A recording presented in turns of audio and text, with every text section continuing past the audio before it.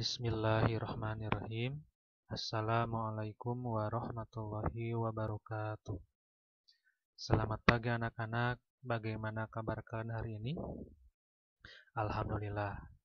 Semoga kita semua selalu diberi kesehatan oleh Allah Subhanahu wa taala. Alhamdulillah hari ini kita bisa bertemu lagi dalam pelajaran sejarah kebudayaan Islam. Kali ini kita akan membahas mengenai Daulah Umayyah di Andalusia. Pada minggu kemarin kita telah membahas mengenai Daulah Umayyah di Damaskus.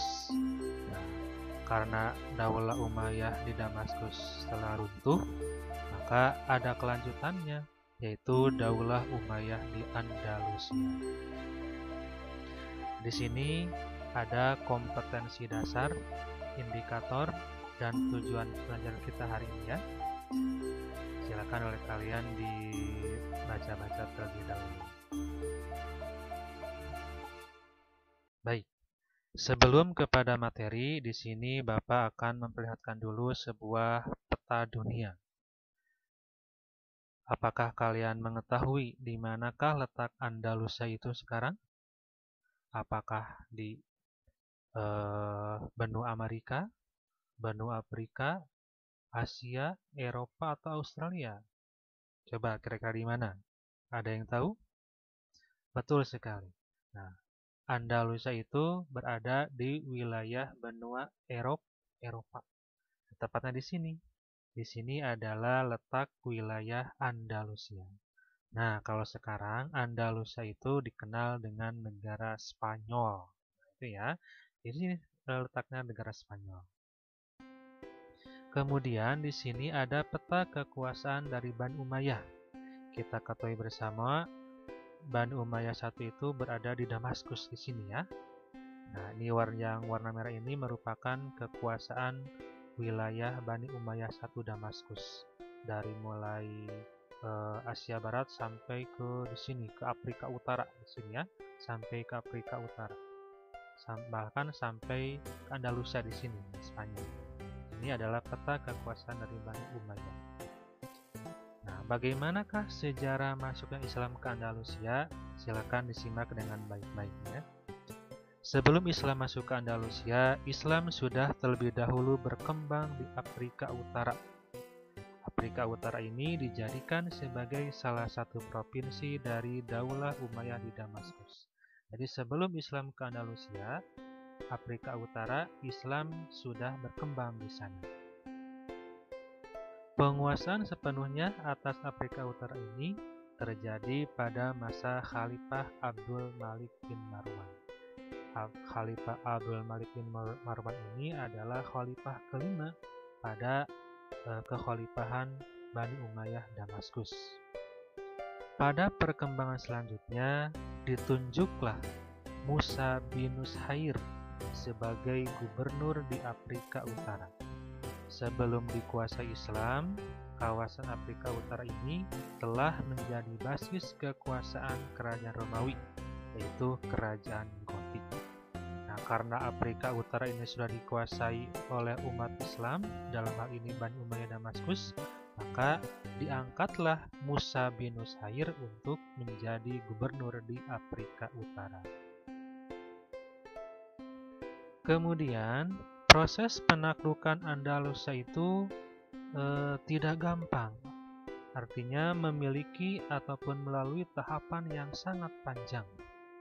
Pada waktu itu, Musa bin Nushair sebagai gubernur di Afrika Utara mengutus Tharib bin Malik untuk menyelidiki keadaan Andalusia saat itu. Tharib bin Malik membawa pasukan perang beserta 500 pasukan berkuda dan melintasi sebuah selat, yang mana selat tersebut terletak di antara negara Maroko dan benua Asia.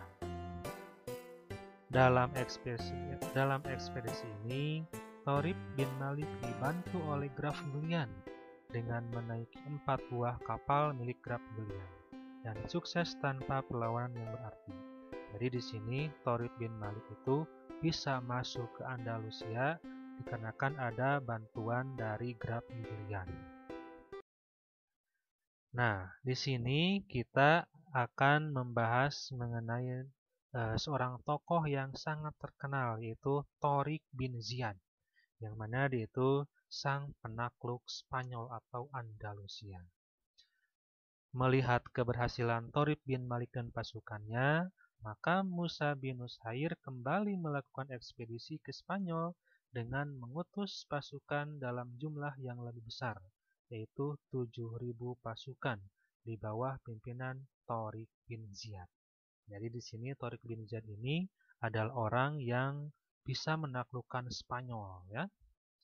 Torik bin Ziyad membawa pasukannya menyeberangi selat yang kemudian dikenal dengan nama Selat Gibraltar atau Selat Jabal Torik. Nah, di sini ya, Selat Gibraltar. Manakah Gibraltar tersebut? Nah, ini ya. Ini adalah Selat Gibraltar.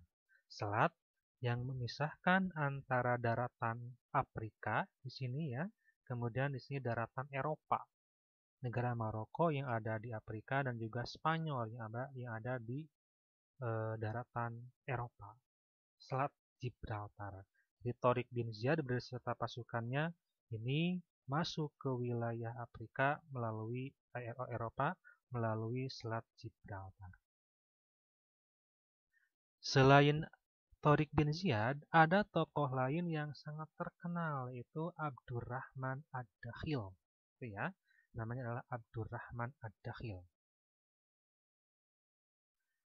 Keruntuhan Daulah Umayyah di Damaskus dan digantikan oleh Daulah Abbasiyah di Baghdad ini menyisakan satu orang keturunan dari Daulah Umayyah, yaitu Abdurrahman I yang bergelar Ad-Dakhil. Jadi Abdurrahman I ini berhasil melarikan diri dari kejaran-kejaran Daulah Abbasiyah di Baghdad. Karena pada waktu itu Daulah Abbasiyah berdiri ya, mengalahkan Daulah Umayyah Damaskus. Abdurrahman Ad-Dakhil berhasil lolos dari kejaran tentara Bani Abbasiyah yang berhasil menaklukkan Daulah Umayyah di Damaskus. Abdurrahman I ini dijuluki dengan Sakhar Quraisy atau elang Quraisy. Nah, kenapa demikian? Karena ia mampu berpindah tempat ke negeri yang jauh. Sakhar Quraisy, elang Quraisy. Ya. Dia juga dijuluki dengan Ad-Dakhil atau artinya adalah yang masuk. Karena ia telah melakukan perjalanan yang sangat panjang untuk bisa masuk ke negeri Andalusia. Ingat ya, dari Damaskus ya di di Asia, dia pergi melanglang buana ke Andalusia atau ke negeri Eropa di sana, Spanyol. Nah, ia kemudian memproklamirkan berdirinya Daulah Umayyah di Andalusia sebagai kelanjutan dari Daulah Umayyah di Damaskus. Oleh para ahli sejarah, periode ini disebut dengan periode kedua pemerintahan Daulah Umayyah. Pada periode ini, umat Islam di bawah kekuasaan para amir mulai memperoleh kemajuan baik di bidang politik maupun peradaban. Amir pada periode kedua ini adalah yaitu Abdurrahman Ad-Dakhil. Ia berhasil membawa kegemilangan Islam dan sukses mendirikan Masjid Cordoba dan sekolah-sekolah di kota-kota besar Andalusia. Itulah mungkin tentang pembahasan kita hari ini tentang Daulah Umayyah di Andalusia. Terima kasih. Wassalamualaikum warahmatullahi wabarakatuh.